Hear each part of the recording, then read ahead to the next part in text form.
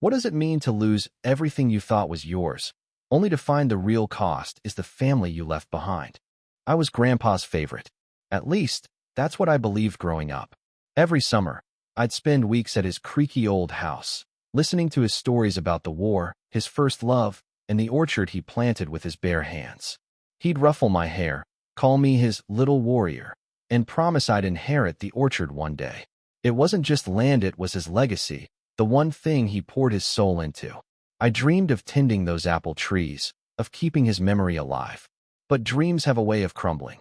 When Grandpa passed, I was 25, scraping by as a freelance artist in the city. The funeral was a blur of black dresses and whispered condolences.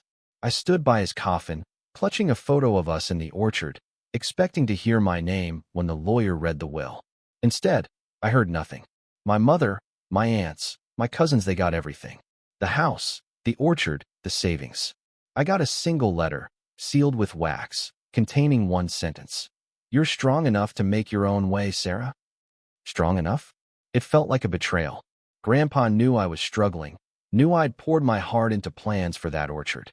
My family didn't even blink. Mom said it was fair, that I was young and had time to build my own life.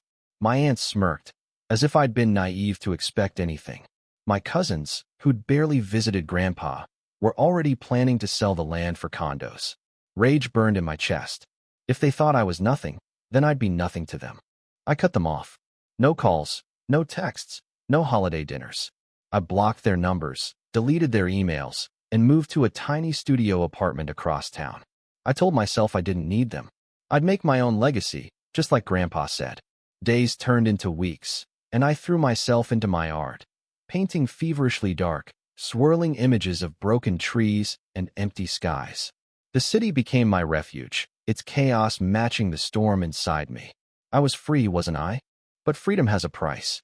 Late at night, when the paint dried and the city quieted, I'd see Grandpa's face, hear his laugh.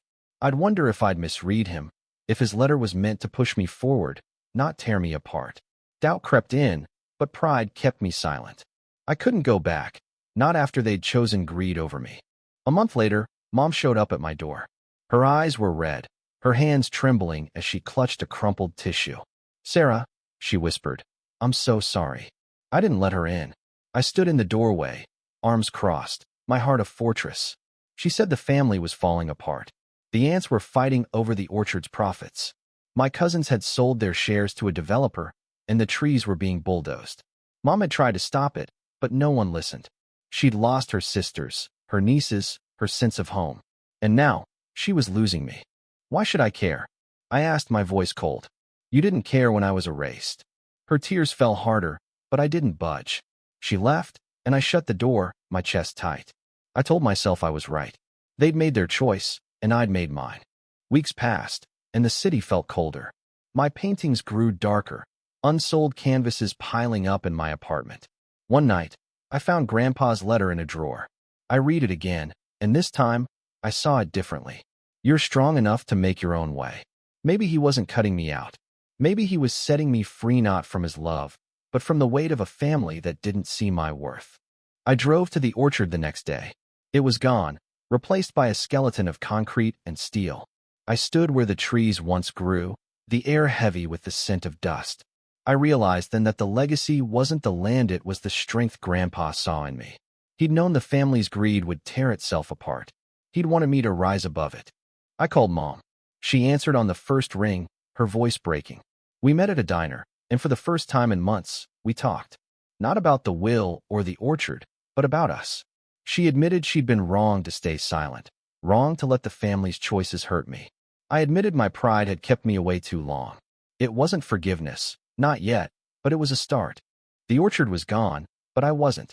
I started painting again, bright, hopeful colors this time.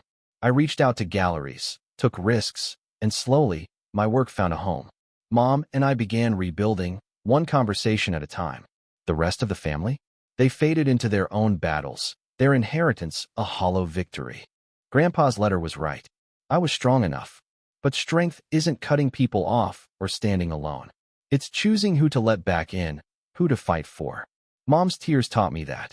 And in the end, I found my legacy not in trees or land, but in the courage to heal what was broken.